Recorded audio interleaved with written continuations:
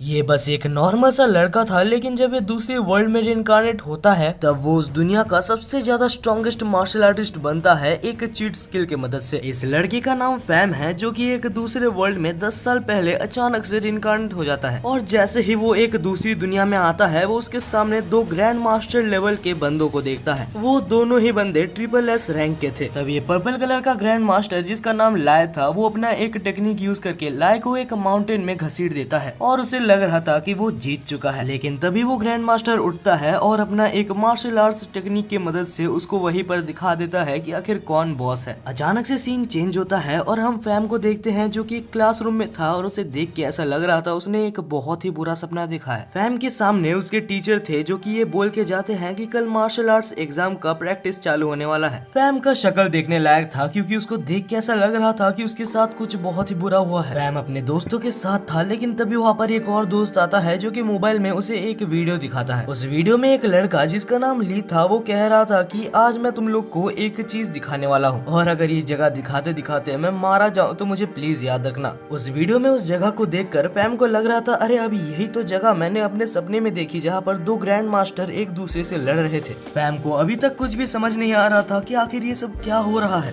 कुछ देर बाद ये सब वो इंटरनेट में सर्च करता है, जहाँ उसे पता चलता है कि एक पैरेलल वर्ल्ड में एक ऐसी दुनिया है जहाँ पर स्ट्रॉन्ग मार्शल आर्टिस्ट पूरी दुनिया को रूल करते हैं। उसे ये भी पता चलता है कि जो जितना ज्यादा स्ट्रॉन्ग मार्शल आर्टिस्ट होगा, उसकी जिंदगी उतनी ज्यादा बेटर होगी। इसका मतलब कि कल जो उसके स्कूल में मार्शल आर्ट्स का एग्जाम होने वाला है, वो कहीं ना कहीं तो रिलेटेड है। तो फैम को लगता है कि उसे इस एग्जाम में पार्टिसिपेट करना चाहिए, लेकिन उसे इस एग्जाम में पार्टिसिपेट करने के लिए 10,000 रुपए देने होंगे। और क्योंकि फैम एक दूसरी वर्ल्ड में रिइंकार्नेट हुआ है, तो उसे अभी दूसरी फैमिली भी मिली ही होगी। वो तो बस यही उम्मीद कर रहा था कि उसकी ये वाली फैमिली थोड़ी सी रिच हो, क्योंकि उसे इस एग्जाम में पार्टिसिपेट करना है। और अब कुछ देर बाद खोजते खोजते फैम अपने फैमिली के पास पहुंच जाता है, जहां पर जैसे ही वो अपने घर के अंदर घुसता है तो वो अपनी छोटी बहन को देखता है। वो एक छोटी सी बहन को अपने पास देखकर खुश हो जाता है और उसका गाल चिपने लगता है। कुछ देर बाद उसकी फैमिली एक साथ खाने बैठती है, जहाँ पर फैम अपने फादर से पूछता है, तो फादर, क्या मैं इस मार्शल आर्ट्स एग्जाम में पार्टिसिपेट कर सकता हूँ? मार्शल आर्ट्स का नाम सुनकर उसके फादर थोड़े से चुप हो जाते हैं और वहाँ से उठ के चले जाते हैं। लेकिन कुछ ही देर में उसके फादर वापस आते हैं और बहुत ही खुशी खुशी कहते हैं कि ठीक है,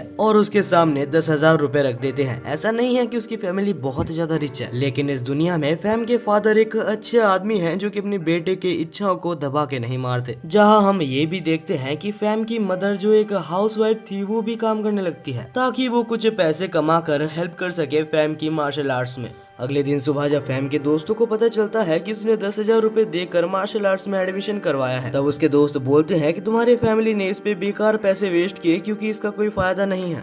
तभी हमें टीचर को दिखाया जाता है, जो कि कहता है कि एक बंदा जिसका नाम वैंग है, जो कि एक बहुत ही अच्छा मार्शल आर्टिस्ट है, वो कल हमारे स्कूल को विजिट करने वाला है और वो तुम सबको कुछ इन्फॉर्मेशन भी देगा।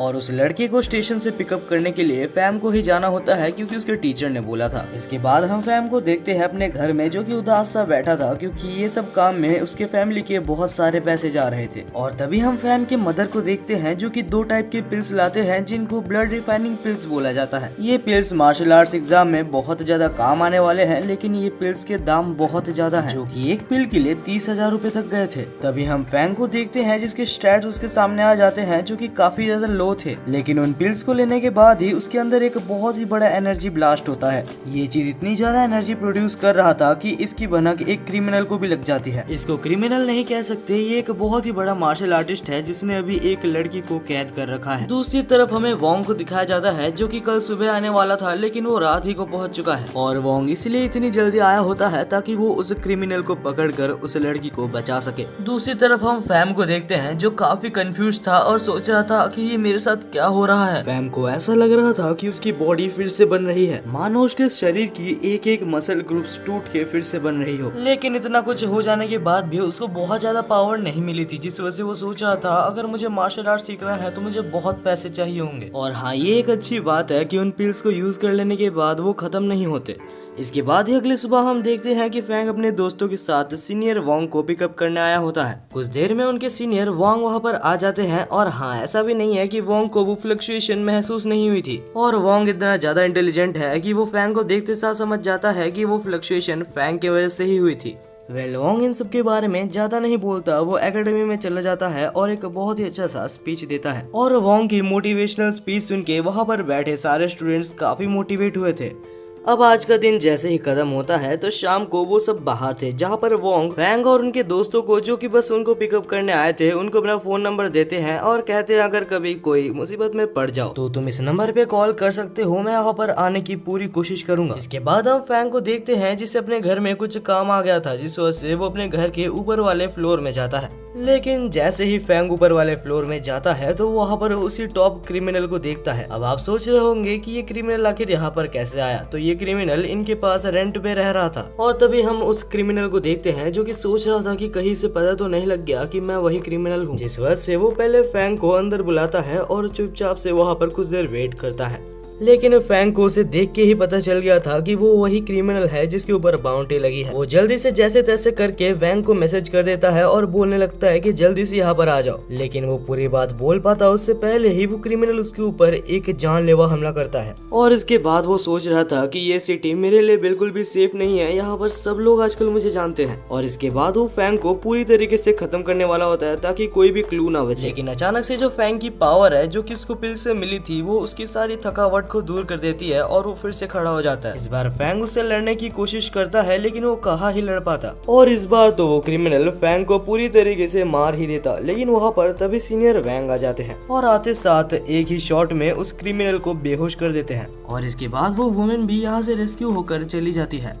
और इसके बाद शाम को हम वोंग को देखते हैं जो कि सोच रहा था कि आखिर इसने एक टॉप क्रिमिनल को इतनी देर तक रोक कैसे लिया। उस क्रिमिनल के पास से बहुत सारे अच्छे सप्लीमेंट्स मिले थे, यानी कि बहुत सारे स्टोन्स और ब्लड रिफाइनिंग पिल्स भी, जिनमें से कुछ चीजें जो कि वैंग को मार्शल आर्ट्स ट्रेनिंग में नंबर 1 होने में बहुत मदद करेंगे। और इसके बाद वैंग कुछ बहुत ज्यादा इंपॉर्टेंट बातें भी फैंग को बताता है।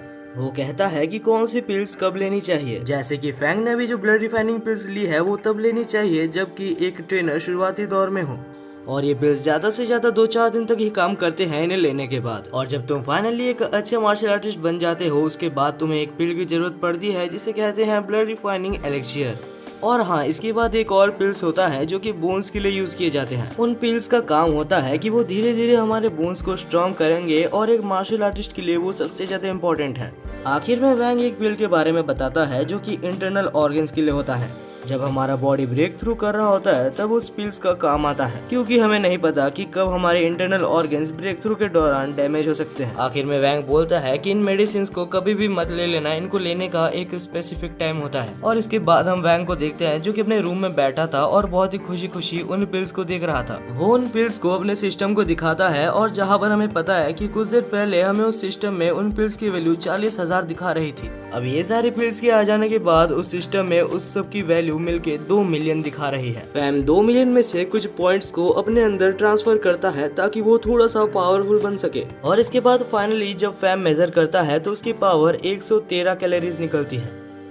अगले दिन ही मार्शल आर्ट्स ट्रेनिंग प्रोग्राम का सिलेक्शन चालू हो चुका था और उस सिलेक्शन में सिलेक्ट होने का जो पासिंग क्राइटेरिया था वो 112 पावर्स था। वहाँ पर मौजूद सारे कॉन्टेस्टेंट्स पूरी अपनी पावर लगा रहे होते हैं ताकि वो सबसे ज्यादा पावर तक रीच कर सके। फैंग भी अपनी पूरी जान लगा देता है ताकि वो इस टेस्ट को क्लियर कर ले। धीरे धीरे वहाँ पर मौजूद सारे कॉन्टेस्टेंट हारने लगते हैं, लेकिन तभी भी हम देखते हैं कि फैंग अपनी पूरी ताकत लगा रहा होता है। और फैंग की ये पावर को देख के वहाँ पर मौजूद सारे कॉन्टेस्टेंट अलग ही शौक में होते हैं। ये टेस्ट खत्म हो जाने के बाद हमें दिखाया जाता है कि फैंग की जो पावर लेवल निकली थी वो 149 निकली थी। ये पावर लेवल लगभग वैंग के समान है जो कि फैंग ने इतनी जल्दी हासिल कर लिया था।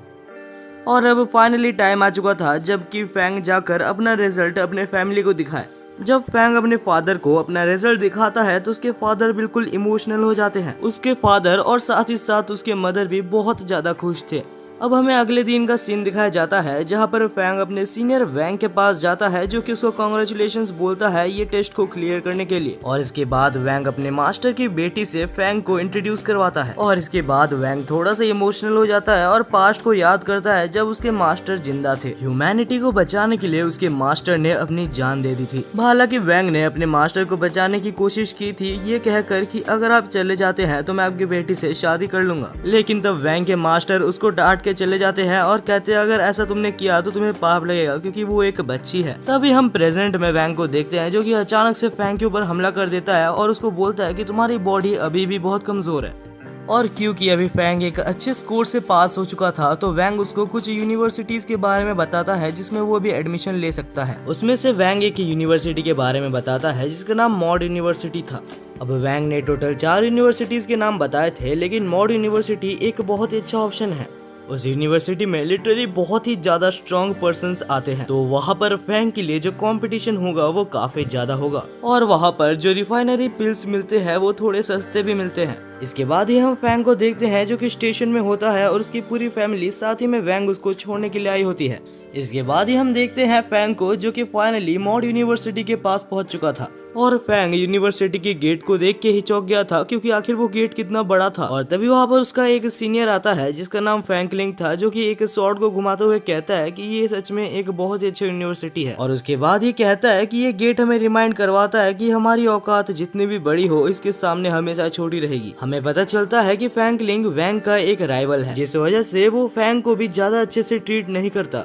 इसके बाद हम देखते हैं कि फैंग एडमिशन करवाने के लिए रिसेप्शन में अपना फॉर्म को उनको दिखाता है और वो रिसेप्शनिस्ट ये देख के हैरान थी कि फैंग 1 महीने के अंदर ही 2nd level of bone tempering पर पहुंच चुका है, क्योंकि बहुत टैलेंटेड पर्संस को भी ऐसे लेवल पर पहुंचने के लिए 6 महीने लग जाते हैं। जब वहाँ पर रिसेप्शनिस्ट कंफर्म होने के लिए फैंग का एक और टेस्ट करती है तो उसे पता चलता है कि वो 2nd नहीं 3rd लेवल पर पहुंच चुका है। और ये चीज सुनकर वहाँ पर मौजूद जितने जन भी थे सब लोग बहुत ज्यादा चौंक गए थे। और क्योंकि फैंग अभी एक बहुत ही अच्छे लेवल पर था तो जो जितनी अच्छे लेवल पर होगा उसको उतनी ज्यादा रिस्पेक्ट मिलती है, तो वहाँ पर रहने के लिए उसे एक बहुत ही ज्यादा लग्जरियस होटल भी दिया जाता है। फैंग को उसके होटल तक पहुँचाने के लिए वहाँ पर उसकी एक सीनियर यून उसको होटल तक पहुँचाने में हेल्प करती है। रास्ते में उसकी सीनियर यून उससे कहती है कि ये कॉलेज सच में एक बहुत ही अच्छा कॉलेज है, यहाँ तुम्हें सब कुछ बहुत ज्यादा लग्जरियस देखने के लिए मिलेगा, क्योंकि तुम्हें यहाँ पर हर समय अपना माइंड को बहुत ही ज्यादा कूल रखना होगा, क्योंकि मार्शल आर्ट्स में स्ट्रॉन्ग बनना बहुत ज्यादा पेशेंस और धीरे धीरे बहुत ज्यादा थकावट भरा काम होता है। वेल कुछ भी हो, यहाँ पर फैंग अपना लग्जरियस होटल देखकर बहुत ही ज्यादा खुश था। तभी पड़ोस में रहने वाला एक स्टूडेंट जिसका नाम चोंग था वो उससे मिलने आता है और कहता है कि फैंग तुम्हारा यहाँ पर स्वागत है। और इसके बाद चोंग कहता है कि तुम्हारा मास्टर वैंग जब यहाँ पर पहली बार एडमिशन लिया था तो मैंने सुना है कि उसने सब जन को एक ही दिन में हरा दिया था।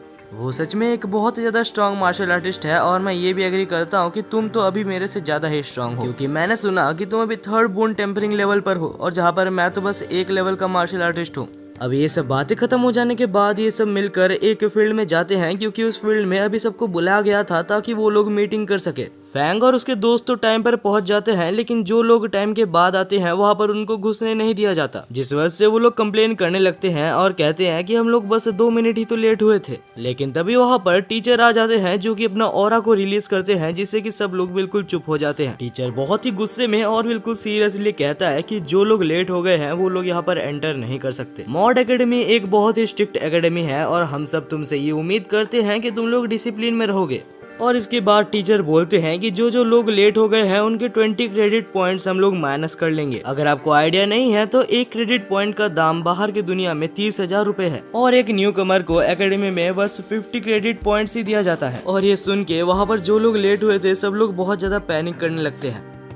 तभी यहाँ पर धीरे धीरे सारे टीचर्स आ जाते हैं और एक से एक टीचर बढ़कर थे। आने के बाद वहाँ पर सारे टीचर्स मिलकर अपना ऑरा को रिलीज करते हैं, जिससे कि वहाँ पर बैठे जितने भी लोग थे सब लोग पीछे चले जाते हैं। लेकिन हमारा फैंग इस चीज को एक चैलेंज की तरह लेता है और वहाँ पर अपना पावर को रिलीज करते हुए वहीं पर डटे रहने की कोशिश करता है। ये देखकर वहाँ पर टीचर्स इम्प्रेस होते हैं और कहते हैं कि तुम अभी तक एक मार्शल आर्टिस्ट भी नहीं बने, फिर भी तुम बहुत स्ट्रॉन्ग हो। और हम देखते हैं इसके बाद वहाँ के हेड मास्टर को, जो कि आता है और वो एक 8th लेवल का मार्शल आर्टिस्ट था। उसका ऑरा वहाँ पर मौजूद सारे लोगों से बिल्कुल ही डिफरेंट था। तब वहाँ पर जो सबसे पहला टीचर था वो कहता है कि तुम सबको एक सबसे हाई ग्रेड का ब्लड रिफाइनिंग पिल दिया जाएगा और साथ ही साथ कुछ देर में तुम लोगों का ट्रेनिंग भी हम लोग चालू करने वाले हैं। ट्रेनिंग सेक्टर में टोटल 9 फ्लोर्स है, लेकिन तुम जैसे बिगिनर्स को सिर्फ 4th फ्लोर तक ही जाने का इजाजत है। इस बिल्डिंग में मौजूद हर फ्लोर एक अलग अलग चीज को स्पेसिफाई करती है, जिससे कि तुम्हें मदद मिलेगी एक अच्छा मार्शल आर्टिस्ट बनने में। कंपटीशन का मेन रूल यही होता है कि जो जिस फ्लोर में एंड में रहेगा उससे उसी कॉलेज में असाइन कर दिया जाएगा। यानी कि बेसिकली यहाँ पर लोगों को एक दूसरे से लड़कर ऊपर जाना है, जिससे कि उसको एक अच्छा कॉलेज और अच्छा लाइफस्टाइल मिल सके।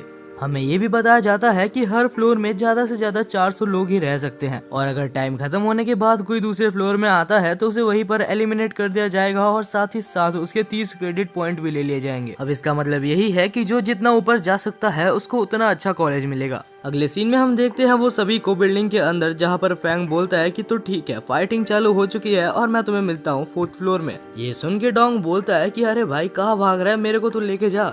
हम देखते हैं फैंग जब ऊपर जाने की कोशिश कर रहा था तो उसके सामने बहुत जन आते हैं, लेकिन फैंग के लिए वो कोई बड़ी चुनौती नहीं थी। वो इतने ज्यादा वीक थे कि फैंग को लग रहा था कि इनको कोई क्लास 2 का बच्चा भी हरा सकता है। ऊपर जाते जाते वो सोच रहा था कहीं यहाँ पर वैंग ने मेरे को कोई गलत इंस्टीट्यूशन तो नहीं बता दिया, क्योंकि उसने बोला था कि यहाँ पर बहुत कॉम्पिटिटिव लोग मिलते हैं, लेकिन वहाँ पर 1-2 को छोड़कर कोई भी सीरियस नहीं लग रहा था जो कि सच में मार्शल आर्ट सीखना चाहता हो। दूसरी तरफ हम डोंग को देखते हैं जो कि अच्छा खासा लड़ रहा था, लेकिन तभी वहाँ पर एक मोटा आता है जो कि उसके पैर को खाने लगता है। अगले सीन में हमें एक लड़के को दिखाया जाता है जो कि सबसे पहला था, जो कि 4th फ्लोर में पहुंचा था। नहीं पता क्यों, लेकिन वहाँ पर फैंगलिंग भी था जो कि वहाँ पर उसको देखकर मुस्कुरा रहा था। करीबन 1500 स्टूडेंट्स में से 100 या 200 बंदे ही होते हैं जो कि 4th फ्लोर तक पहुँच पाते हैं। हमें पता है कि एक फ्लोर में ज्यादा से ज्यादा 400 लोग ही रह सकते हैं और धीरे धीरे 4th फ्लोर भी भर रहा था और अभी तक फैंग वहाँ पर नहीं पहुँचा था। लेकिन जैसे ही वहाँ पर डोंग आता है उसके 5 मिनट के अंदर ही फैंग भी वहाँ पर आ जाता है। फैंग 4th फ्लोर पर पहुँच तो गया था, लेकिन वो काफी डिसअपॉइंटेड और बहुत ज्यादा गुस्सा था। वो वहाँ पर आते साथ जोर से सबको बोलता है कि मैं इस इंस्टीट्यूशन में बस इसीलिए आया था ताकि मेरे को हाई कंपटीशन मिल सके, लेकिन मैं देख रहा हूँ कि यहाँ पर सब लोग बिल्कुल कमजोर और 1 नंबर के गधे हैं। ये सुनकर वहाँ पर मौजूद सारे लोग बहुत ज्यादा गुस्सा हो जाते हैं और फैंग को एक घमंडी पागल बुलाने लगते हैं। ये सब देखकर वहाँ पर प्रिंसिपल बहुत ज्यादा दुखी था और सोच रहा था इस साल कोई अच्छा बंदा आया ही नहीं है। और तब प्रिंसिपल वहाँ पर अनाउंस करता है कि आधे घंटे के अंदर जो भी फैंग को हरा देगा उसे 1 क्रेडिट पॉइंट मिलेगा। बस एक रीजन मिल गया उन लोग को फैंग को मारने के लिए। अब 1 क्रेडिट पॉइंट के चक्कर में वहाँ पर सब लोग मिलकर फैंग के ऊपर हमला करने लगते हैं। लेकिन गाइस ये मत भूलना कि हमारा फैंग उसके मास्टर वैंग के लेवल पर पहुंच चुका है।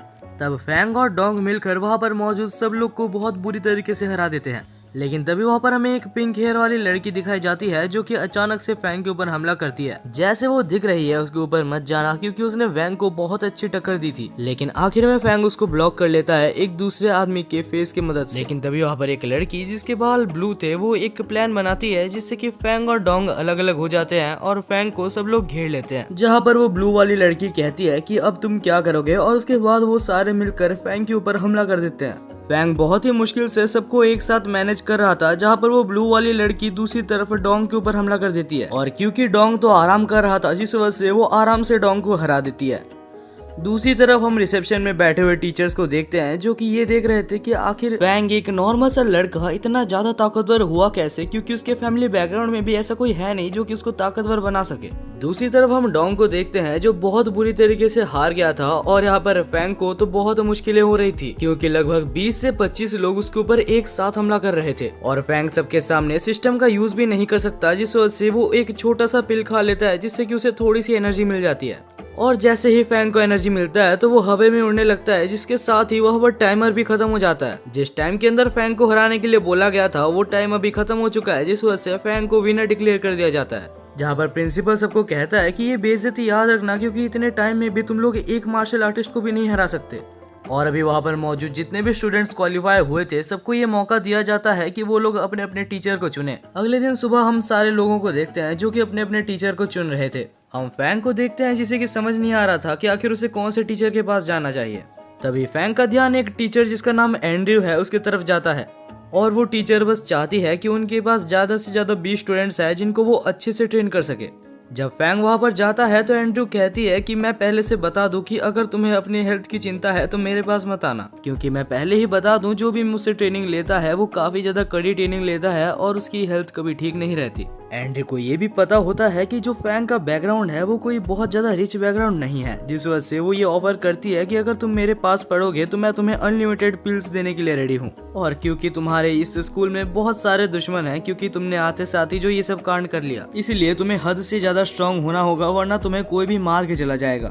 अब ये सब चीजें सुनने के बाद वो ज्यादा नहीं सोचता और फैंग एंड्रयू के पास रजिस्टर करवा लेता है। अगले दिन से फैंग की ट्यूटरिंग क्लास चालू होती है, जहाँ पर वो सबसे पहले उसे कुछ बेसिक चीजें बताती है। एंड्रयू बताती है कि अगर तुम्हें सबसे पहले स्ट्रांग बनना है तो तुम्हें अपनी बॉडी के सारे चैनल्स को खोलना होगा, जिससे कि तुम्हारे ब्लड को ज्यादा से ज्यादा जगह मिले कि वो पास कर सके। वो कहती है कि सबसे पहले तुम्हें ऑर्गन प्रोटेक्टिव पिल्स और बोन रिफाइनिंग पिल्स लेने चाहिए, जिससे कि तुम्हारे ऑर्गन सबसे ज्यादा बेस्ट रहेंगे, और ये बेस्ट होगा अगर तुम्हें रैंक 1 तक पहुंचना है तो। और इसके बाद एंड्रयू फैंग को कुछ ब्लड रिफाइनिंग पिल्स देती है, जिससे कि उसके बाकी गेट्स खुल सके।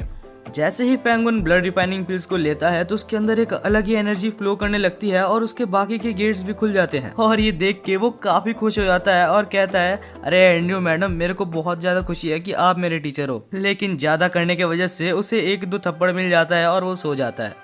इसके बाद हमें अगले दिन का सीन दिखाया जाता है, जहाँ पर फैंग, एंड्रयू और एक स्टूडेंट जो कि वही ब्लू वालों वाली लड़की थी, वो सब मिलकर किक्स की प्रैक्टिस कर रहे थे। और जैसे ही एंड्रयू एक किक मारकर वो दोनों को दिखाती है तो वो दोनों ही चौंक जाते हैं, क्योंकि एंड्रयू की किक काफी ज्यादा ताकतवर थी। तब एंड्रयू कहती है कि अगर तुम्हें ऐसे किक्स मारने हैं तो तुम्हें अपने ब्लड को एक जगह पर फोकस करना होगा, जिससे कि तुम्हारे किक्स की फोर्स 10 गुना हो जाएगी और वो काफी असरदार होगा।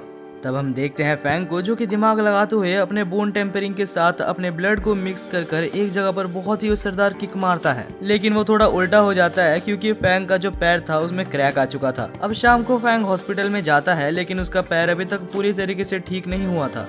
हॉस्पिटल में जाके वो जब उन पिल्स को खरीदने की कोशिश करता है जिससे कि बोन्स ठीक होते हैं, तब उनका प्राइस देखकर वो चौंक जाता है, क्योंकि एक बोन ठीक करने वाले पिल्स का दाम करीबन 1 मिलियन रुपीस था बाहर के वर्ल्ड में। और अच्छा हुआ कि ट्रायल के दौरान उसने सारे क्लासमेट्स को हराकर कुछ पैसे कमाए थे, जिस पैसे की मदद से वो उस पिल्स को खरीद लेता है। और जब इतने सारे पैसे खर्च करने के बाद वो वापस जा ही रहा होता है कि उसके सामने 3 सीनियर्स आ जाते हैं, और उन सीनियर्स के छोटे छोटे भाइयों को वैंग ने हराया था, जिस वजह से वो सीनियर्स कहते हैं कि मैं अभी वैंग को बहुत ही बुरी तरीके से मारूंगा और उसके बाद वैंग को दिखाऊंगा कि उसने कितनी बड़ी गलती की है।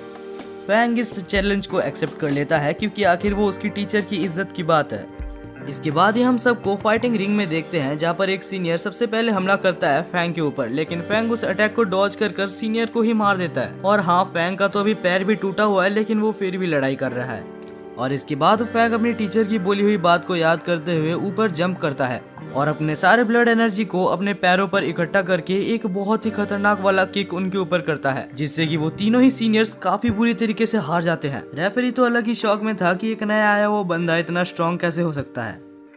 तभी हमें एक प्लॉट ट्विस्ट देखने के लिए मिलता है, क्योंकि ये सारी फाइट वहाँ पर पीछे से खड़े होकर वैंग भी देख रहा था। वैंग कहता है कि अगर किसी भी सीनियर को मेरे स्टूडेंट से परेशानी है तो वो मेरे से आकर डायरेक्ट लड़ सकता है। इसके बाद हम देखते हैं फैंगलिंग को, जो कि वैंग और फैंग के साथ बैठा हुआ था। अब ये तो है कि फैंगलिंग अपने कोई काम के लिए ही वैंग के साथ बैठा हुआ है। अब कुछ देर बाद वैंग बोलता है कि कुछ ही दिनों के अंदर यहाँ पर एक और बहुत ही बड़ा टेस्ट होने वाला है। वैंग कहता है कि मुझे ये एग्जाम के बारे में ज्यादा नहीं पता, लेकिन फैंग तुम्हें जल्दी से जल्दी इस एग्जाम के लिए प्रिपेयर कर लेना चाहिए। इसके बाद सीन चेंज होता है और हम सबको देखते हैं रिसेप्शन में, जहाँ पर टीचर इसी टेस्ट के बारे में कह रहे थे कि ये टेस्ट 1 महीने के अंदर चालू होने वाला है, और ये टेस्ट सिर्फ हमारे स्कूल के अंदर ही नहीं बाकी भी 5-6 स्कूलों के साथ होगी। तो ये काफी जरूरी है कि ये टेस्ट हमारे स्कूल में से ही कोई जीते, जिससे कि हमारे स्कूल की रेपुटेशन बने रह सके। जो भी इस कंपटीशन को जीतता है उसे बहुत सारे हाई ग्रेड के पिल्स और बहुत सारे बोन रिफाइनिंग पिल्स भी फ्री में मिलेंगे, और जो भी इस टेस्ट को जीतता है उसे 20% का बूस्ट भी मिलेगा।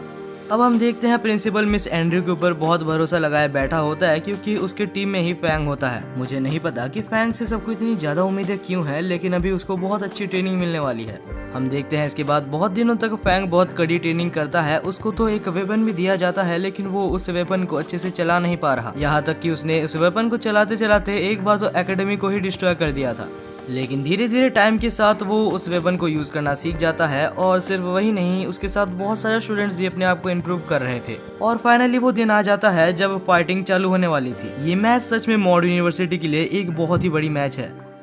अब इस कंपटीशन को मजेदार बनाने के लिए वहाँ पर वो होस्ट आता है, जो कि अपना नाम ल्यूक बताता है। और तब ल्यूक कहता है कि ये कोई नॉर्मल टूर्नामेंट नहीं है, तो क्राउड्स प्लीज तुम लोग शांति से बैठना, क्योंकि एक बहुत ही इंटेंस मैच होने वाला है। और यहाँ पर फैंग की छोटी बहन भी आई होती है, जो कि फैंग को चीयर करने वाली थी। अगले सीन में हम फैंग की छोटी बहन और उसके कुछ दोस्त को देखते हैं, जो कि उसके पास आते हैं। उसकी छोटी बहन को देखकर फैंग काफी ज्यादा खुश था, और वो बोलता है कि अभी मुझे कुछ भी कर इसे जीतना होगा।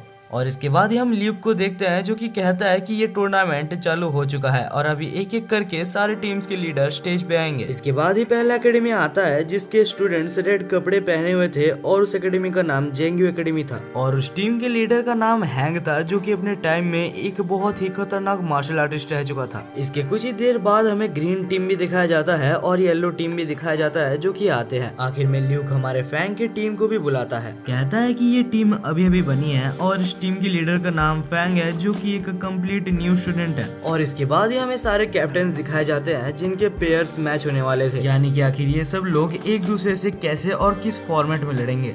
और जैसे ही रिजल्ट सामने आता है तो हमें दिखाया जाता है रेड टीम ग्रीन टीम का सामना करेगी, जहां पर ब्लू टीम येलो टीम का सामना करेगी। और जब दोनों में से ही एक एक जन जीत जाएंगे तब उसके बाद दोनों में ही फाइनल्स को करवाया जाएगा।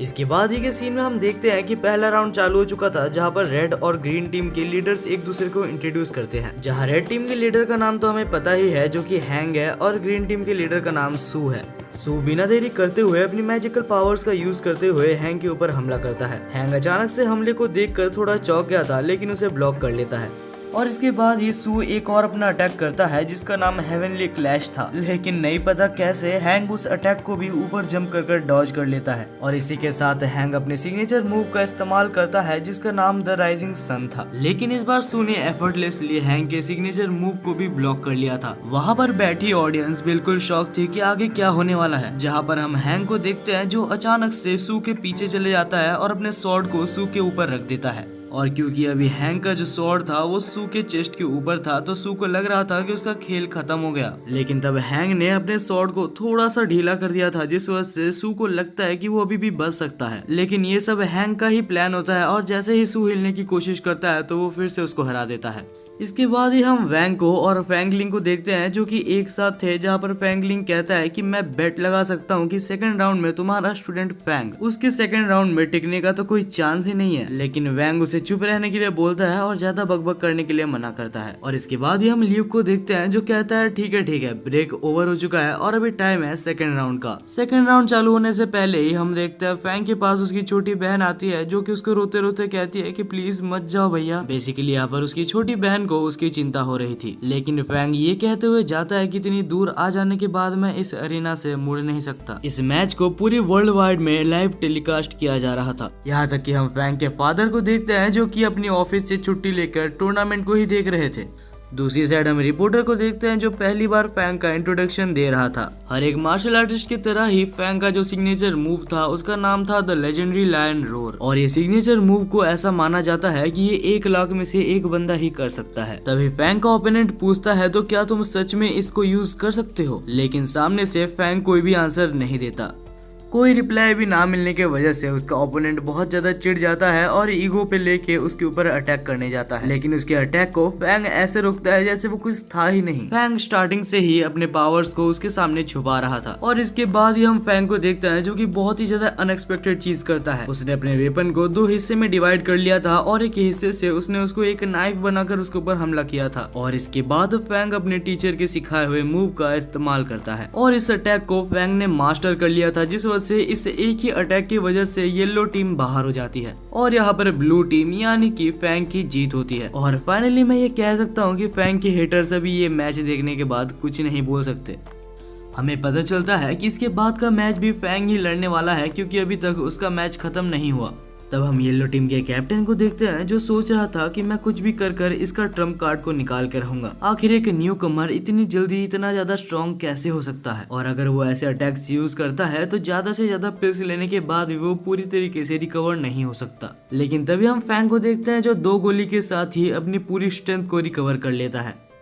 ये देखकर कैप्टन तो बिल्कुल घबरा जाता है और बोलता है आखिर ये किस टाइप का आदमी है। तभी ल्यूक कहता है कि बस उसने ये 2 पिल्स खाकर अपने पावर को रिकवर नहीं किया, साथ ही वो पहले से ज्यादा स्ट्रॉन्ग बन चुका है। ये सब सुन के वहाँ पर बैठे प्रिंसिपल और टीचर्स भी बहुत ज्यादा चौंक गए होते हैं और प्रिंसिपल कहता है कि इसके पास जरूर कोई मॉन्स्टर की बॉडी होगी जो इतनी जल्दी ये पिल्स को हजम कर पा रहा है। इसके बाद ही हम देखते हैं सेकंड राउंड चालू होता है जहां पर एक येलो टीम का बंदा जिसका नाम चेन होता है वो बिना इंट्रोडक्शन के ही फैंग के ऊपर हमला करना चालू कर देता है क्योंकि उसको बहुत ज्यादा गुस्सा आ रहा था। आखिर एक ऐसा बंदा जिसने 2 महीने भी ढंग से ट्रेनिंग नहीं की वो इतना ज्यादा स्ट्रॉन्ग कैसे हो सकता है। चैंग हमला पे हमला किए जा रहा था, लेकिन यहाँ पर हम देखते हैं कि फैंग को तो मजा आ रहा था। तब फैंग ऊपर जंप कर कर एक स्ट्रेट किक चैंग के छाती पर मारता है, जिससे वो एक ही बार में नॉकआउट हो जाता है और हमारे हीरो ने सेकंड राउंड भी बहुत इजीली जीत लिया था। अब ये सब देखने के बाद वहाँ पर बैठी क्राउड बिल्कुल चौंक जाती है और हम देखते हैं ल्यूक बोलता है, तो क्या फैंग तुम्हें अभी भी कंटिन्यू करना है? फैंग अपना सिर्फ सिर हिलाता है और हम तब देखते हैं येलो टीम के कैप्टन को, जो सोच रहा था मैंने शायद इस बंदे को मिसअंडरस्टैंड कर लिया।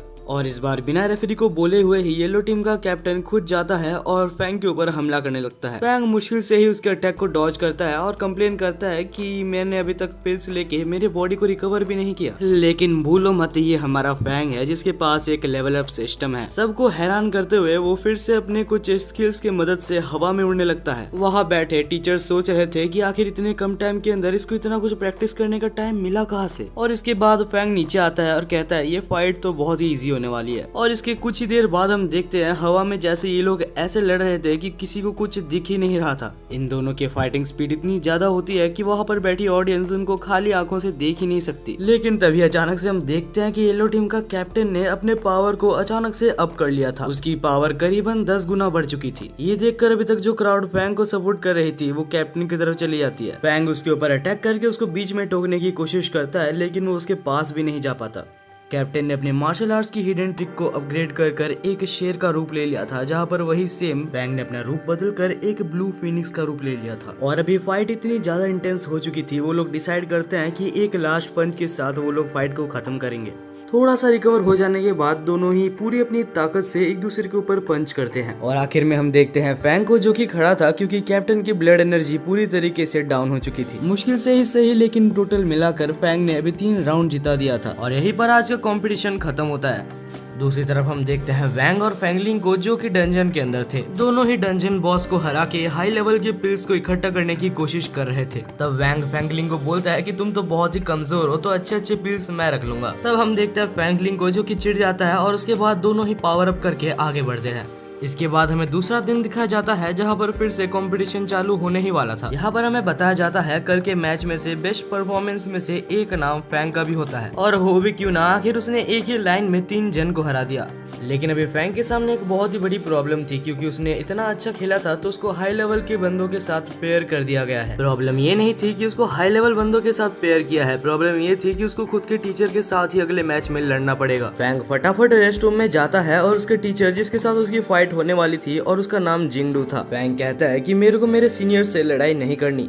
लेकिन तब जिंगडू से समझाता है कि तुम्हारी कैपेबिलिटीज बहुत ज्यादा है, और वैसे भी एक मार्शल आर्टिस्ट को अपने फाइट से कभी भी दूर नहीं भागना चाहिए, चाहे सामने जो भी हो। तुम्हारे सामने जो भी हो तुम्हें उसे मार गिराना है, और अगर तुम ऐसा नहीं करते तो तुम्हें डंजन में बहुत ज्यादा प्रॉब्लम्स आएंगी। डंजन्स का नाम सुन के वो लोग चौंक जाते हैं, क्योंकि फैंग और उनके दोस्तों को डंजन्स के बारे में अभी तक कुछ भी नहीं बताया गया। वेल, इन सब बातों को साइड रखते हुए टीचर कहते हैं कि तुम्हारे फाइनल फाइट से पहले तुम्हारे ट्रम्प कार्ड को कभी भी रिवील मत करना। सबसे अच्छा यही होगा कि तुम अपने दोस्तों को अगले फाइट में जाने दो और कुछ देर के लिए रेस्ट करो। फैंग को भी लगता है कि उसने बहुत सारे मैचेस लड़ लिए हैं और उसे भी अपनी सीनियर की बात माननी चाहिए, तो वो अगले मैच में खुद जाने के बजाय अपने फ्रेंड डोंग और बाकी सारे फ्रेंड्स को जाने देता है। हम देखते हैं लड़ाई फिर से चालू हो चुकी थी, और अभी सेकंड टूर्नामेंट में सबसे पहले रेड कलर के ग्रुप के एक बंदे और यहाँ पर हमारी वो ब्लू वाली लड़की, मेरे को इसका नाम याद नहीं आ रहा है, तो इसको ब्लू बालों वाली लड़की ही कहते हैं। दोनों के बीच में बहुत देर तक लड़ाई चलती है, लेकिन आखिर में वो ब्लू वालों वाली लड़की अपने पैर से रेड ग्रुप के लड़के के शरीर पे एक बहुत ही जोरदार लात मारती है, जिससे कि वो अभी और नहीं लड़ सकता। पहला मैच तो ब्लू टीम जीत जाता है, लेकिन इसके बाद रेड टीम में से रेड टीम के कैप्टन आते हैं, और अभी जो लड़ाई होने वाली थी वो रेड टीम के कैप्टन और डोंग के बीच में थी।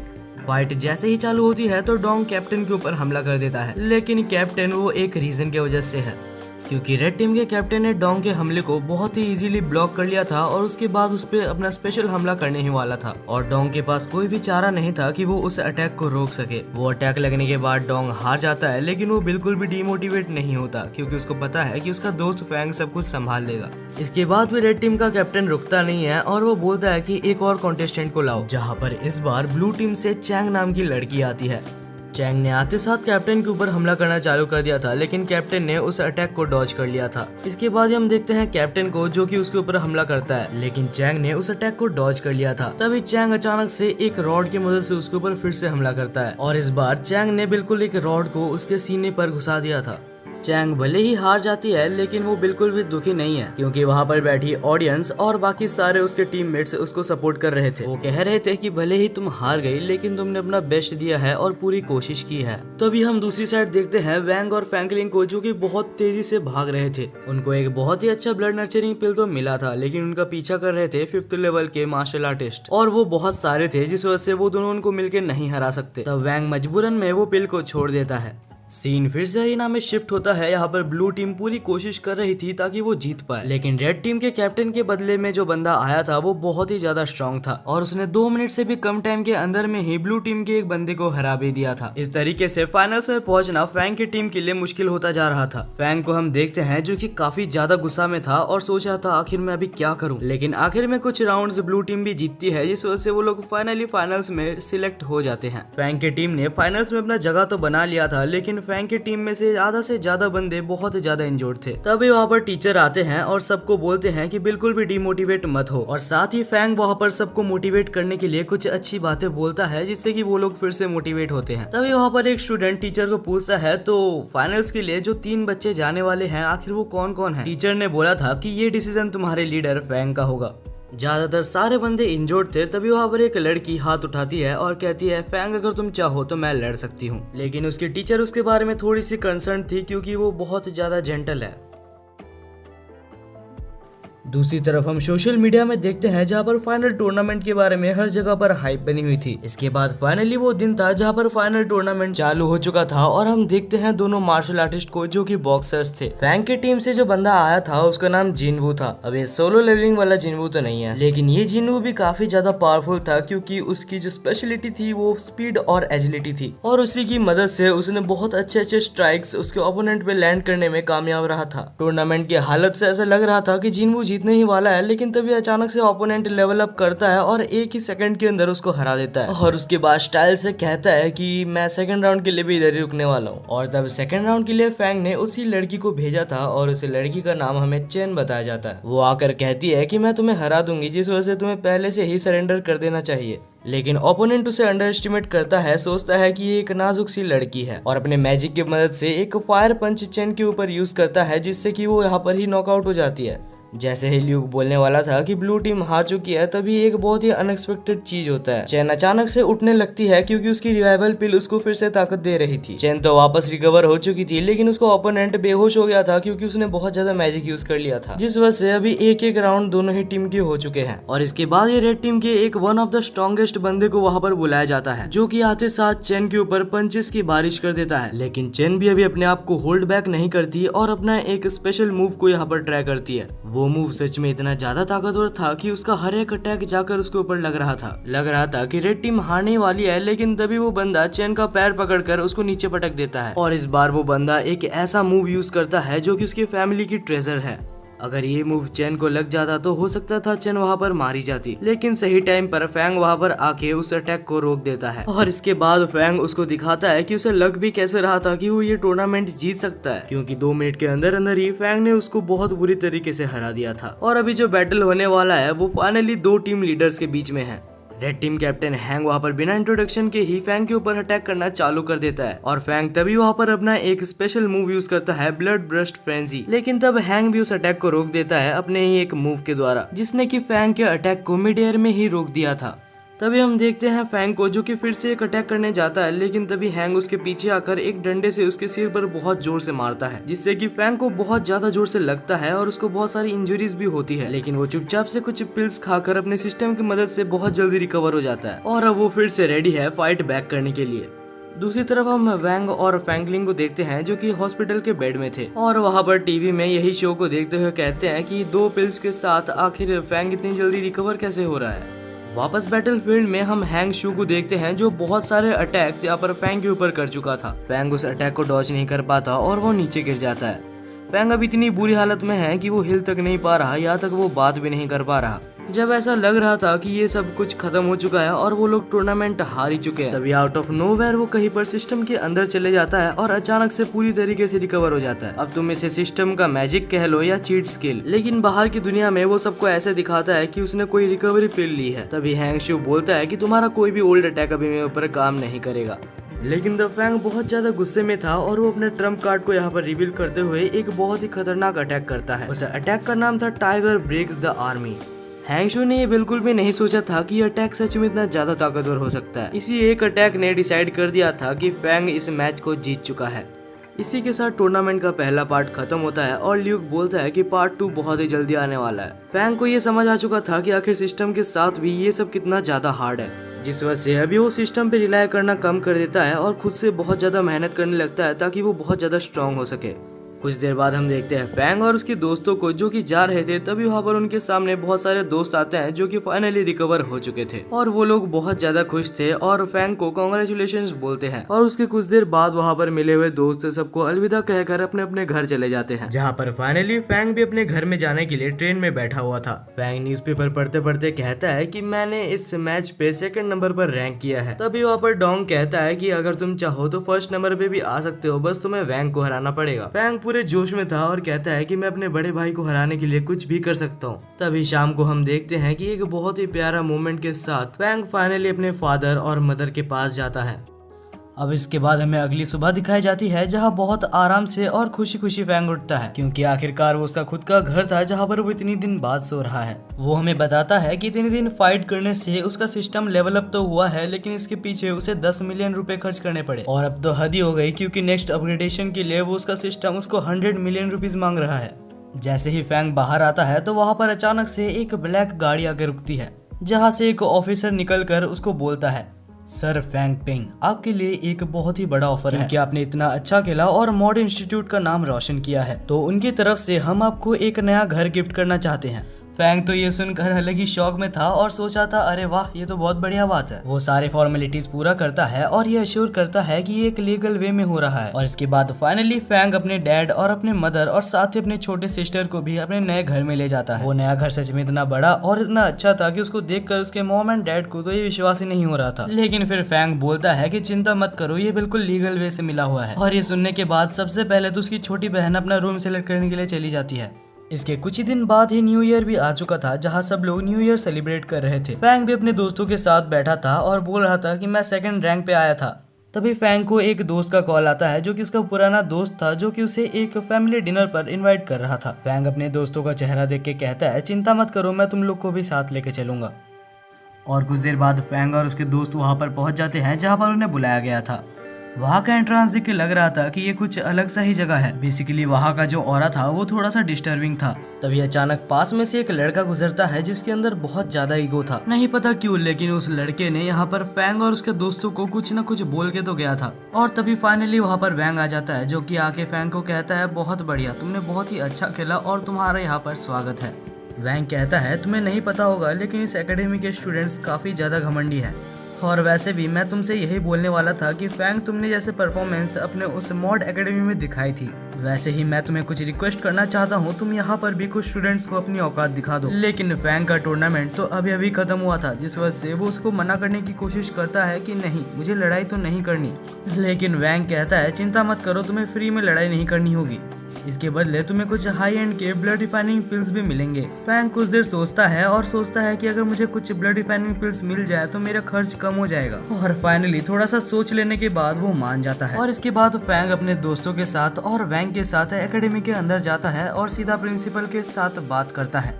फैंग ने उसके प्रिंसिपल के सामने एक प्रपोजल रखा था। वो कहता है कि मैं मॉड एकेडमी से हूँ और मैं अगर चाहूँ तो आपके स्टूडेंट्स को हरा सकता हूँ। मैं चाहता हूँ कि मैं आपके स्टूडेंट्स से लड़ूं और जो स्टूडेंट्स बिल्कुल बेकार हो आप उनको इस एकेडमी से निकाल दो, क्योंकि वो स्टूडेंट्स सिर्फ मजे के लिए और अपना टाइम पास करने के लिए ही यहाँ पर आए हैं। और उनसे बढ़िया आप अपने ब्लड रिफाइनिंग पिल्स और जितने भी एसेंशियल आइटम्स है उन बच्चों के ऊपर यूज करो, जो कि सच में मार्शल आर्ट्स को सीखना चाहते हैं और उनके ऊपर इंटरेस्टेड है। तब हम प्रिंसिपल को देखते हैं, जो कि बोलती है, ठीक है, मुझे तुम्हारी ये चीज मंजूर है। इसके बाद ही हम वैंग को देखते हैं, जो कि एकेडमी के अंदर था और कहता है, हम लोग अभी एक फाइट ऑर्गेनाइज करने वाले हैं। इस फाइट के दौरान तुम लोग धीरे धीरे एलिमिनेट होते रहोगे और जो आखिर में बचेगा वही इस स्कूल का किंग होगा। और जैसे कि हमें पता है नैंगो एकेडमी यानी कि इस एकेडमी के बच्चों के अंदर बहुत ज्यादा ईगो है, तो वो लोग भी कहते हैं ठीक है हम भी देखते हैं कि आखिर कौन सा एकेडमी हमें हराता है। हम देखते हैं इसके बाद ही फाइट चालू हो जाता है जहाँ एक बंदा मॉड एकेडमी से था और एक बंदा नैंगो एकेडमी से था। लेकिन सच कहा जाए तो ये फाइट बिल्कुल एक तरफा था, क्योंकि वैंग का जो दोस्त था वो भी करीबन वैंग के लेवल में ही था, जिस वजह से वो आराम से उसको हरा देता है। वो उसको एक मार्शल आर्टिस्ट के मैजिक की मदद से रोप बनाता है और पकड़ के उसको नीचे ही हरा देता है। अब अगर वो चाहता तो सेकंड राउंड के लिए जा सकता था, लेकिन वो फिर बैक कर जाता है और बोलता है कि फैंग को जाने देते हैं। और तभी हम देखते हैं हमारे फैंग को जो कि स्टेज में आता है और कहता है देखो किसकी हिम्मत है मेरे से लड़ने के लिए। फैंग ये सब जानबूझ के कर रहा था ताकि उनको भी लगे कि फैंग के अंदर भी थोड़ा ईगो है। तभी फैंग से लड़ने के लिए एक लड़की आती है जिसका नाम बहुत ही ज्यादा अजीब था।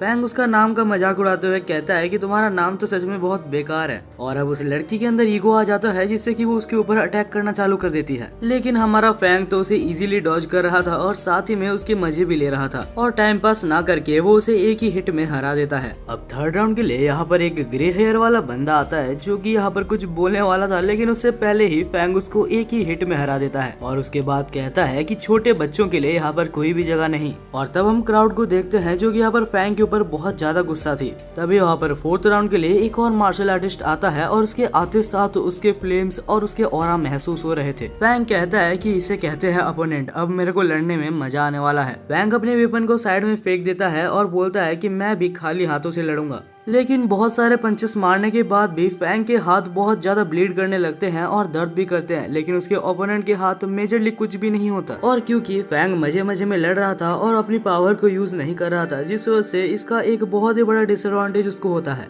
क्योंकि फैंग के ओपोनेंट ने उसका सबसे ज्यादा डेंजरस अटैक एक बहुत ही ज्यादा सही टाइम पे कर दिया था और फैंग के पास वहाँ से बच के भागने का कोई भी मौका भी नहीं था। और वो अटैक लग जाने के बाद फैंग बिल्कुल जल जाता है। अभी वो इतना ज्यादा कमजोर हो चुका है कि वो उठ भी नहीं पा रहा था, लेकिन फिर भी वो जैसे तैसे उठता है और अपनी पूरी ताकत से अपने फिस्ट की मदद से वो दोनों एक दूसरे से लड़ने लगते हैं। आखिर में वो लोग अपना पूरा एनर्जी लगाकर भी पंच करते हैं, लेकिन तब हम देखते हैं कि जो फैंग का पूरा एनर्जी था वो खत्म हो चुका था और फैंग हारना एफोर्ड नहीं कर सकता, क्योंकि उसके मास्टर वैंग ने उसे जीतने के लिए बोला है। तब फैंग अपने सिर की मदद से उसके ऊपर हमला करता है और तब तक हमला करता है जब तक कि वो हार नहीं मान जाता। अब हम देखते हैं फैंग अपने कंट्रोल से निकल चुका था और उसको मार मार के उसको हरा देता है। और ये लड़ाई देखने के बाद तो वैंग खुद भी बहुत ज्यादा हैरान था।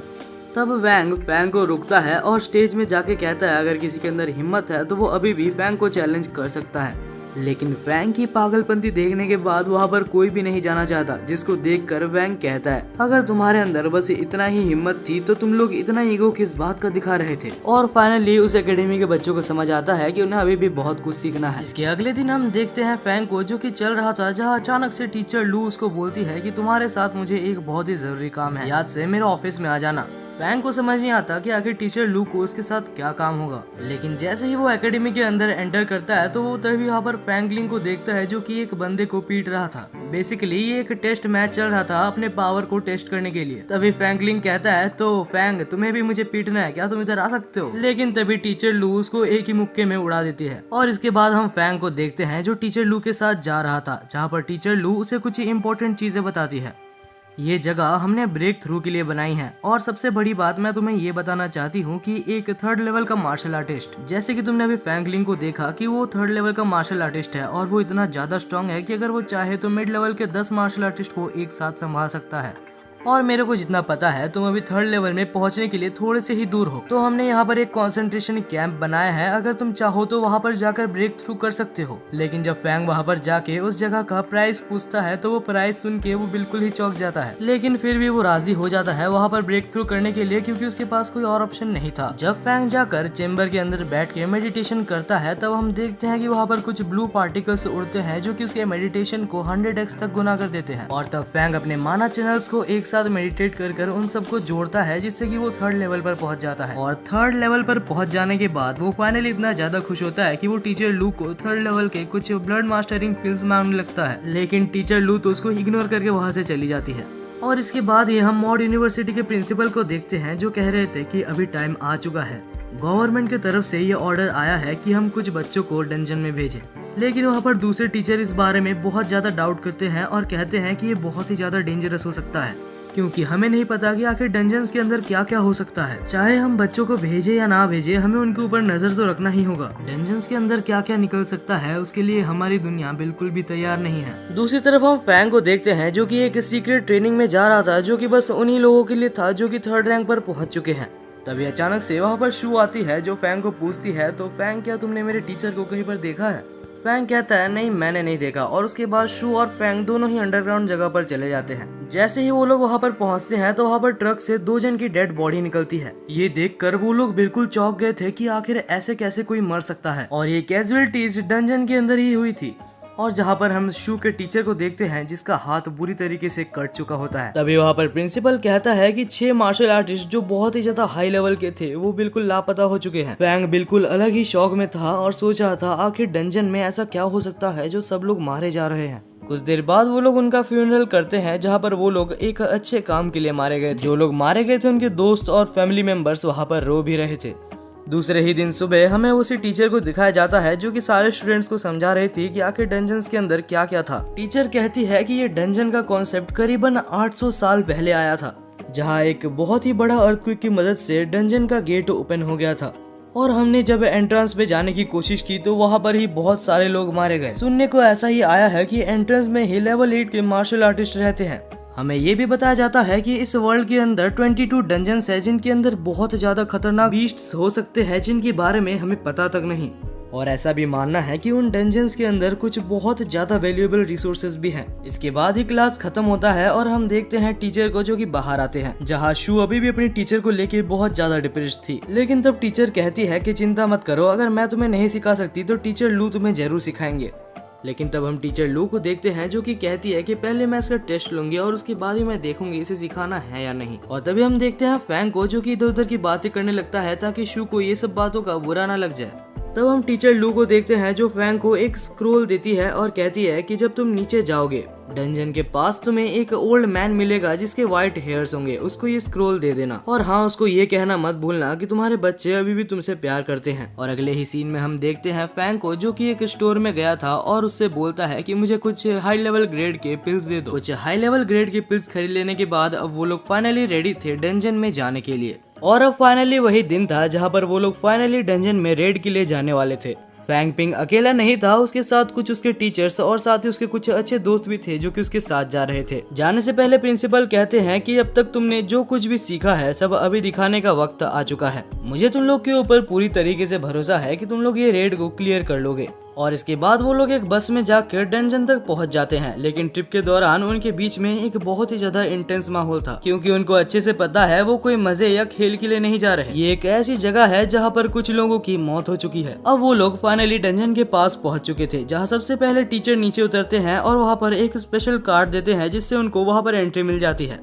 जैसे ही वो लोग अंदर आते हैं तो वहाँ पर एक बहुत ही बड़ा लॉबी था, जहाँ पर बीच में एक बिल्डिंग में बहुत सारे क्वेस्ट लिखे हुए थे। अब वहाँ पर मौजूद सारे पार्टीज को ये डिसाइड करना था कि आखिर कौन सा पार्टी कौन सा क्वेस्ट को पूरा करेगा। वहाँ एक ऐसा जगह भी था जहाँ पर वो लोग रेयर आइटम्स को एक्सचेंज या सेल कर सकते हैं। जैसे ही वो लोग अंदर जाते हैं तो वहाँ पर गार्ड्स बहुत ही ज्यादा स्ट्रिक्ट होते हैं। फैंग को वहाँ पर अंदर घुसते साथ कुछ बहुत ही ज्यादा अजीब सा और एंशिएंट सा महसूस होता है।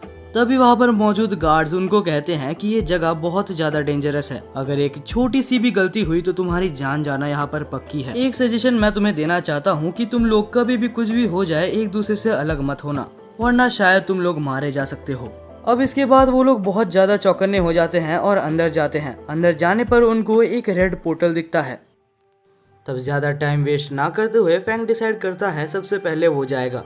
जैसे ही फैंग उस पोर्टल को टच करता है तो वो बिल्कुल चौंक जाता है। फैंग को ऐसे देखकर बाकी सब लोग बहुत ज्यादा डर गए थे और सोच रहे थे क्या फैंग को कुछ हो गया। लेकिन उसके बाद फैंग कहता है रिलैक्स रिलैक्स, मैं तो बस मजाक कर रहा था। और इससे इरिटेट होकर फैंग का एक दोस्त उसको लात मार के अंदर घुसा देता है। जैसे ही फैंग अंदर जाता है तो वो एक अजीब सी जगह पर पहुंच जाता है जो कि एक छोटी सी स्पेस थी, और वो जगह पूरी तरीके से मैजिक से बना हुआ था, जहाँ पर टीचर कहता है कि ये जगह धीरे धीरे डेंजरस होते जाएगी। सब लोग बिल्कुल चौकन्ने रहना, क्योंकि यहाँ पर तुम सब खुद को ही बस प्रोटेक्ट कर सकते हो। वैसे भी फैंग, मैं तुम्हें एक चीज बताना चाहता हूँ, इस जगह को पहले कंट्रोल करने के लिए 2 जन लगते थे। थोड़ा और आगे जाने के बाद वहाँ पर उनका गाइड उनको मिलता है जिनका नाम जनरल बो था। थोड़ा और आगे जाने पर वहाँ पर उनको एक बहुत ही बड़ा सिटी टाइप का दिखता है, जहाँ जनरल बो सबको कहते हैं कि ये पहले एक बहुत ही पीसफुल जगह हुआ करता था। लेकिन जब से दुश्मनों ने हमला करना चालू किया है, ये जगह बहुत ज्यादा खतरनाक हो चुकी है। अगर देखा जाए तो पिछले साल ही ये जगह पर हमला करीबन 6 गुना हो चुके हैं। इसके बाद ही हम एक और ओल्ड मैन को देखते हैं जो कि उन जगह को सबसे पहले सबको इंट्रोड्यूस करवाता है। वो कहता है ये जगह तुम्हें पहले जानना बहुत जरूरी है। ये जगह तो इतनी ज्यादा खतरनाक है कि अगर यहाँ पर कोई मारा जाता है तो उसको दफनाने का जगह तक नहीं है। तभी हम टीचर को देखते हैं जो कहता है कि अभी फैंग तुम्हें थोड़ा सा आगे खुद ही जाना होगा। फैंग तो बिल्कुल ही चौंक जाता है और कहता है ये आप क्या बोल रहे हैं टीचर। लेकिन तब टीचर कहते हैं कि तुम हमारे जनरेशन के सबसे ज्यादा स्ट्रॉन्गेस्ट स्टूडेंट हो और तुमने मुझे ये भी बताया था कि तुम्हें वैंग जैसा बनना है। तो मैं तुम्हें बता दूं कि वैंग ने भी एक बार डंजन में बिल्कुल अकेले जाकर 5 लेवल के मॉन्स्टर्स को भी हराया है, तो तुम्हें थोड़ा सा खतरा तो उठाना ही होगा। तब फैंग डिसाइड करता है कि वो अकेले आगे जाएगा, लेकिन वो थोड़ा सा आगे जाने ही वाला होता है उससे पहले ही वो उस जगह पर घूम जाता है। यानी कि हमारा फैंग अभी अपने टीचर्स और अपने दोस्तों से बिल्कुल बिछड़ चुका है और अभी फैंग पिंग के पास कोई रास्ता नहीं है ये अलावा कि वो अपने दोस्तों को खोजे। अब वो अपने दोस्तों को खोजते खोजते थोड़ा आगे बढ़ता है, लेकिन अचानक से उसके ऊपर कोई एक मास्क वॉरियर हमला कर देता है और हमारा फैंग बहुत तेज था जिस वजह से वो उसको नोटिस कर लेता है और एक ही शॉट में उसको नीचे गिरा देता है। फैंग पिंग बार बार बचा था, लेकिन जैसे ही वो पास जाके उसका लॉकेट देखता है तो उसे समझ आता है कि वो एक लेवल 3 का वॉरियर है। अचानक से फैंग को कुछ आवाज आता है और वो झाड़ियों में छुप जाता है। फैंग छुप के देख रहा था कि वहाँ पर और भी मास्क वाले वॉरियर्स आ चुके थे जो कि अपने साथी को मारा हुआ देख बहुत ज्यादा गुस्सा हो गए थे। फैंग झाड़ियों के पीछे से बिल्कुल ज्यादा टेंशन में भर गया था और सोच रहा था कि अगर इन्होंने मुझे खोज लिया तो मैं मुसीबत में पड़ जाऊंगा। और यही होता है क्योंकि वो वॉरियर्स की को सेंस कर सकते थे तो उन्हें पता लग जाता है कि फैंग झाड़ियों के पीछे छुपा है। अब फैंग वहाँ से जितना स्पीड हो सकता है उधर भागता है, लेकिन उसके पीछे वो वॉरियर्स भी पड़ जाते हैं। और ऐसा नहीं कि वो वॉरियर्स बिल्कुल भी कमजोर थे, वो लोग बहुत ही ज्यादा स्ट्रॉन्ग थे। फैंग बस भागे जा रहा था और ये उम्मीद कर रहा था कि उसके दोस्त कुछ ना कुछ करके उसको खोज ले। दूसरी तरफ हम टीचर और उनके दोस्तों को देखते हैं जो कि उसके सामने वही डेड बॉडी देखता है जिसको कि फैंग ने मारा था। वो लोग भी फैंग को ही खोज रहे थे और इसके साथ टीचर को पता चल जाता है कि अगर फैंग ने ही इसको मारा है तो इस वक्त वो एक बहुत ही बड़ी मुसीबत में होगा।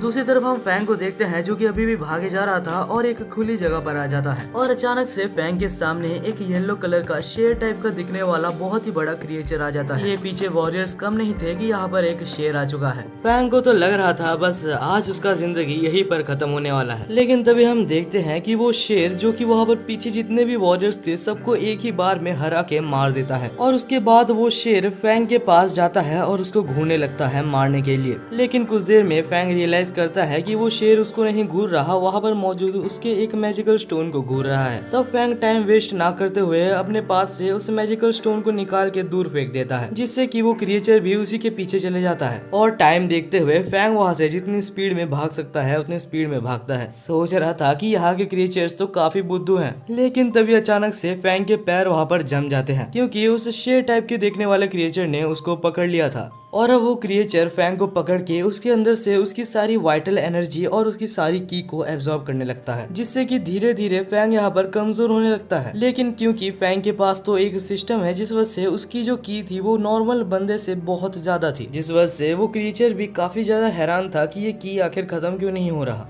अब वो क्रिएचर जितनी की उसको चाहिए था वो सारी की को एब्जॉर्ब कर लेता है और जब उसका मन भर जाता है तो वो उधर ही जाके सो जाता है। और फैंग की की अभी तक खत्म नहीं हुई थी क्योंकि ये मान लो कि उसके सिस्टम की वजह से उसके पास इन्फिनाइट की थी। दूसरी तरफ क्रू का एक मेंबर जो कि फैंग को ही खोज रहा था और उसे पता है कि इस जंगल में एक ऐसा मॉन्स्टर है जो कि एक लेवल 8 मार्शल आर्टिस्ट से भी ऊपर है और अगर फैंग पिंग के साथ उसका मुकाबला होता है तो कोई चांस नहीं कि वो बच सकता है। दूसरी तरफ हम फैंग को देखते हैं जो कुछ देर में अपनी वाइटल एनर्जी उस शेर को दे रहा था जिस वजह से वो सोए रहे। और इसके बाद ही फैंग देखता है कि कुछ वॉरियर्स जो कि उसका कुछ देर पहले पीछा कर रहे थे वैसे ही कुछ और वॉरियर्स उसके पास से जाते हैं और तभी फैंग डिसाइड करता है कि वो इस शेर का हेल्प लेके ही उनको मार देगा। तभी हम देखते हैं फैंग को जो कि उस शेर का माइंड थोड़ा सा डाइवर्ट करता है और 2 मिनट के अंदर अंदर ही वो शेर उन सबको मार देता है और फिर से वहाँ पर सोने के लिए चला जाता है। और इसके बाद ही फैंग चुपके से जाता है और उन वॉरियर्स के सारे इंपॉर्टेंट चीजों को कलेक्ट कर लेता है जिसको बेच के वो कुछ पैसे भी कमा सकता है। तभी फैंग वहाँ से छुप के थोड़ा सा आगे जाने का डिसाइड करता है और जैसे ही वो थोड़ा सा आगे जाता है तब फैंग वहाँ पर एक बहुत ही स्ट्रेंज चीज देखता है। वहाँ पर झुंड में बहुत सारे क्रिएचर्स थे जो कि व्हाइट कपड़े पहने हुए थे और उनके सिर के ऊपर एक अजीब सा सिंबल बना हुआ था। फैंग चुपचाप से फिर से उस शेर के पास आ जाता है और उसके पास ही बैठना प्रेफर करता है। तभी फैंग अपने सिस्टम के अंदर देखता है कि क्या वो अपग्रेडेशन कर सकता है, लेवल 4 मार्शल आर्टिस्ट बनने के लिए उसे 200 मिलियन रुपीस चाहिए और साथ ही साथ उसका सिस्टम उसे ब्लड का सेक्रीफाइस भी मांग रहा था, जिस वजह से फैंग डिसाइड करता है कि अभी मैं ये नहीं कर सकता। कुछ देर बाद हम फैंग को देखते हैं जो कि उस शेर के साथ बात करने की कोशिश करता है और उसको ये बोलता है कि मैं यहाँ से अगर चले जाता हूँ तो मैं ये वादा करता हूँ कि इसके बाद आके मैं तुम्हें बहुत सारा की दूंगा और साथ ही साथ मैं तुम्हारे लिए बहुत सारे शिकार भी लाऊंगा। और ये कहने के बाद फैंग वहाँ से चुपचाप निकल लेता है। और कुछ देर बाद हम देखते हैं कि जैसे तैसे अभी फैंग ने अपने क्रू को खोज लिया था, लेकिन अपने टीचर्स और अपने दोस्तों को खोजते खोजते उसने बहुत सारे जन के साथ फाइट की थी जो कि बहुत ज्यादा डेंजरस था। और जब फैंग वापस आता है तो उसके पूरे शरीर से खून निकल रहा था। इसके बाद ही जल्दी से जल्दी फैंग को हॉस्पिटल में ले जाया जाता है और वहाँ पर उसके टीचर्स उसके ऊपर क्वेश्चंस की बारिश कर देते हैं। तब फैंग कहता है कि मैं जब वहाँ पर था तब मैंने एक बहुत ही बड़ा क्राउड देखा था जिन्होंने व्हाइट कपड़े पहने थे और उनके पास एक अजीब सा सिंबल था। एक्चुअली वो सिंबल कुछ सन और फ्लावर्स जैसे दिख रहे थे। ये सुनने के बाद वहाँ पर मौजूद सारे हाई लेवल टीचर्स बहुत ज्यादा परेशान हो जाते हैं क्योंकि ये एक बहुत ही ज्यादा सीरियस मैटर है, क्योंकि ऐसा हो सकता है कि वहाँ के लोग अगर चाहे तो ह्यूमैनिटी के ऊपर अटैक करने का प्लान बना रहे हैं। जल्दी से जल्दी वहाँ पर मौजूद सारे टीचर्स एक बहुत ही बढ़िया फोर्स को तैयार करते हैं कि अगर ऐसा कुछ होता भी है तो उस फाइट के लिए ये लोग रेडी रहे। दूसरी तरफ हम फैंग के दोस्तों को देखते हैं जो कह रहे थे अगर ऐसा कुछ होता है तो हम लोग संभाल लेंगे, लेकिन फैंग ऐसा कुछ भी नहीं सोच रहा था क्योंकि उसे पता है कि वहाँ के लेवल कितने ज्यादा हाई है और ये कोई प्रैक्टिस मैच भी नहीं है कि अगर कोई मारा जाता है तो उसको बचाया जा सकता है। लेकिन फैंग ऐसा नहीं है कि वो बस ऐसे ही हार मान जाए। वो टीचर से कुछ हाई लेवल के पिल्स मांगता है और इस बार टीचर मना नहीं करती। उन पिल्स के साथ वो थोड़ा सा रिकवर करता है और डिसाइड करता है कि उसे कुछ भी करके वैंग के लेवल तक पहुंचना होगा। तभी वहाँ पर एक और एलाई एक बहुत ही ज्यादा स्ट्रॉन्ग वेपन लेके आता है जो कि फैंग को मिलती है क्योंकि फैंग ने अभी वहाँ पर अंदर जाके बहुत से लोगों को मारा है और वो वेपन अभी फैंग को बहुत हेल्प कर सकती है वहाँ पर जाके लड़ने के लिए। दूसरी तरफ हम सोल्जर्स और टीचर्स को देखते हैं जो कि बिल्कुल रेडी हो चुके हैं अपने अपने वेपन को लेके। अगले ही पल हम फैंग को देखते हैं जो कि अकेले बैठ के थोड़ा सा मेडिटेट कर रहा था ताकि वो अपने सिस्टम की मदद से थोड़ा सा रिकवर हो सके और अपनी पावर को बूस्ट कर सके। इसके बाद ही हम फैंग को देखते हैं जो बाहर जाता है जहां उसको फैंगलिंग मिलता है जो कि इस मैच के लिए काफी ज्यादा एक्साइटेड था क्योंकि वो भी लेवल 4 में पहुंचने ही वाला था। अब मैच में जाने से पहले सारे स्टूडेंट्स को लेके समझाया जाता है कि ये एक बहुत ही ज्यादा डेंजरस मिशन होने वाला है जहां सारे स्टूडेंट्स को सोल्जर्स की बात माननी होगी और उनके हिसाब से चलना होगा। और अब फाइनली वो लोग बैटल फील्ड में उतर चुके थे जहाँ सबसे एलाइड टीचर्स ये कंफर्म करते हैं कि अभी तक वो लोगों ने सबसे ज्यादा स्ट्रॉन्गेस्ट वॉरियर्स को नहीं भेजा है। हमारे सामने जो एनिमीज है अभी वो सिर्फ 3rd लेवल या 4th लेवल के ही है। और वहाँ पर मौजूद एलाइड टीचर्स ऑर्डर देते हैं कि चलो फाइट को चालू करते हैं। फाइट चालू होते साथ वहाँ पर ऐसा लग रहा था कि बिल्कुल धरती कांप रही है। फैंग ने और डोंग ने मिलके अपना एक टीम बना लिया था और दोनों मिलके यहाँ पर बहुत अच्छा परफॉर्म कर रहे थे। धीरे धीरे वहाँ पर मौजूद सारे एनिमीज को वो लोग मार रहे थे, लेकिन तभी वहाँ पर एक 5th लेवल का एनिमी आता है जो कि बहुत ज्यादा स्ट्रॉन्ग था। उसके आते साथ मानो की फेवर बिल्कुल ही बदल गया था। फैंग और डोंग ने डिसाइड किया कि वो जाके उसको खत्म करेंगे, लेकिन तभी हम फैंगलिंग को देखते हैं जो बिना कुछ सोचे उसके ऊपर जंप कर देता है और कुछ देर लड़ने के बाद फैंगलिंग अपना बड़ा सा स्वॉर्ड उसके पेट के अंदर घुसा देता है और उसे मार डालता है। अब इस चीज का फायदा उठाते हुए वहाँ पर मौजूद सारे सोल्जर्स उनके ऊपर कैनन को लॉन्च कर देते हैं जिससे कि धीरे धीरे ह्यूमैनिटी की टीम जीतते जा रही थी। लेकिन ये देख के कि ह्यूमैनिटी की टीम जीत रही है वहाँ से खुद 8th लेवल के मार्शल आर्टिस्ट आ जाते हैं और उनके आते साथ ही बैटलफील्ड की ऑरा बिल्कुल चेंज हो गई थी। मानो वो लोग ऐसे कह रहे थे कि तुम लोग मुझसे नहीं जीत सकते। अब वहाँ पर मौजूद सारे टीचर्स जो कि 6th लेवल के थे वो सारे उनके ऊपर हमला करना चालू कर देते हैं, लेकिन कोई भी टीचर उनको अच्छे से हरा ही नहीं पाता। धीरे धीरे करके वहाँ पर मौजूद सारे सीनियर्स और सारे टीचर्स डिफीट हो रहे थे। माहौल बहुत ज्यादा इंटेंस जा ही रहा था, लेकिन तभी वहाँ पर एंट्री होती है प्रिंसिपल और बाकी सारे एलाइड टीचर्स की, और वो भी 8th लेवल के ऊपर के मार्शल आर्टिस्ट हैं। यहाँ पर मौजूद सारे प्रिंसिपल्स अलग अलग इंस्टीट्यूशंस के 8th लेवल के मार्शल आर्टिस्ट हैं और बाकी एकेडमी के प्रिंसिपल्स ने भी उनके ट्रस्टीज को बुलाया था जैसे कि रेड टीम के हैंग और बाकी सब। अब हम देखते हैं कि ये फाइट बहुत ज्यादा इंटेंस जा रही थी। सारे प्रिंसिपल्स मिलके भी वहाँ पर एनिमी के जनरल को हरा नहीं पा रहे थे। तब हम प्रिंसिपल को देखते हैं जो कि डिसाइड करता है तो अभी मुझे ये करना ही होगा। तब वो वहाँ पर एक सेल्फ सेक्रीफाइस अटैक करता है और वो अटैक इतना ज्यादा बड़ा था कि उससे कोई भी मारा जा सकता था, जिससे कि वहाँ पर मेन एनिमी टीम का लीडर मारा जाता है। और क्योंकि एनिमी टीम का लीडर ही मारा जा चुका था तो वहाँ पर मौजूद बाकी एनिमीज का कोई मकसद था ही नहीं, जिस वजह से वहाँ पर मौजूद एनिमीज खुद ही खुद को मार डालते हैं। और ये सब हो जाने के बाद वहाँ पर बिल्कुल सब लोग चुप हो चुके थे। तब वहाँ पर सारे प्रिंसिपल्स कहते हैं कि ह्यूमैनिटी के बेटर के लिए और नेक्स्ट जनरेशन के लिए हमारे प्रिंसिपल ने अपनी जान दी है और हम इस सेक्रीफाइस को कभी भी भूल नहीं सकते। और इसी के साथ हमारा ये सीजन भी यहीं पर खत्म होता है। तो गाइज ये जरूर बताना कि आपको ये एनीमे आखिर कैसा लगा। और मैं एक छोटा सा गोल रख रहा हूँ, प्लीज 150 कमेंट्स पूरा कर देना। आपके डिमांड पर मैंने 1 घंटे की वीडियो लाई है, तो यार बस कमेंट में इतना बता देना कि ये एनीमे आपको कैसा लगा।